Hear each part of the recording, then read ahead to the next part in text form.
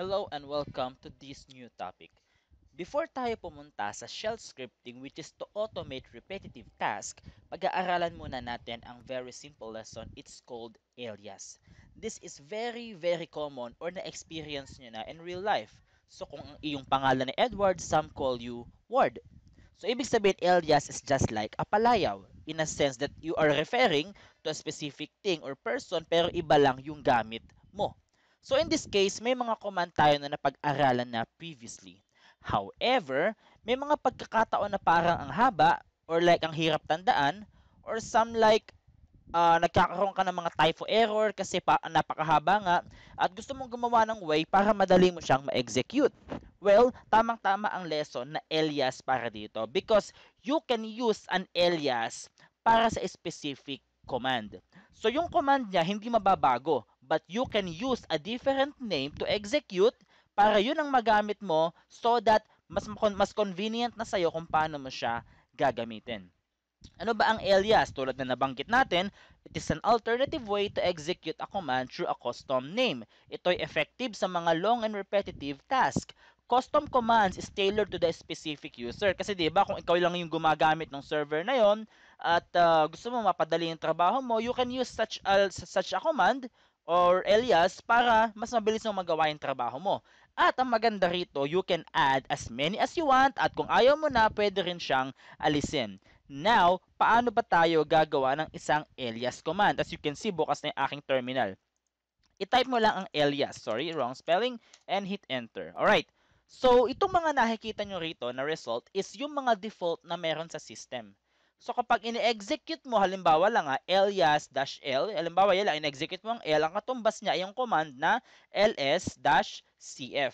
So ang syntax niya ay parang ganito.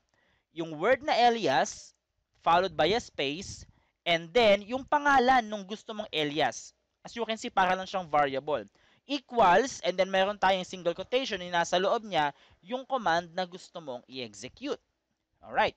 So, let us try kung paano natin ito gagawin. Okay, so, ano ang naiisip natin ng mga command? There are lots na pwede nating gawin, but we can try the following. Try lang natin ha. Alias, sabihin natin na sa halip na mkdir, gawa lang tayo ng mk. Make sure na wala siyang katulad na pangalan dito para maging active yung iyong alias command. Followed by a single space and let's try lang.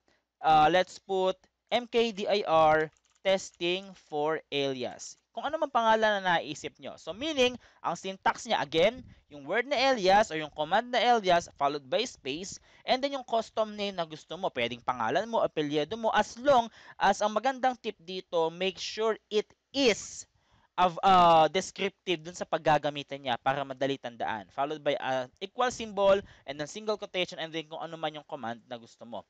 And all I have to do is to hit on enter. Alright. Now, i-try ulit natin i-execute ang command na alias. Let's see kung nandun siya. Kung mapapansin nyo, sa pinakang babang section is meron ng MK na previously wala. Okay? At ang command niya dito ay mkdir followed by testing for alias. So, gagawa siya ng directory na ito yung pangalan. Let us try that command. I hit MK and enter. Alright. Tingnan natin kung may nagawa siyang directory na ganon. And there you have it. Meron siyang testing for alias. So again, napakasimple lamang ng lesson. This is applicable kapag yung mga paulit-ulit na commands is somewhat very irritating sa'yo kasi mahaba or some sort of anything na hindi ka comfortable, pwede kang gumawa ng sarili mong alias. I'll be seeing you sa ating next topic.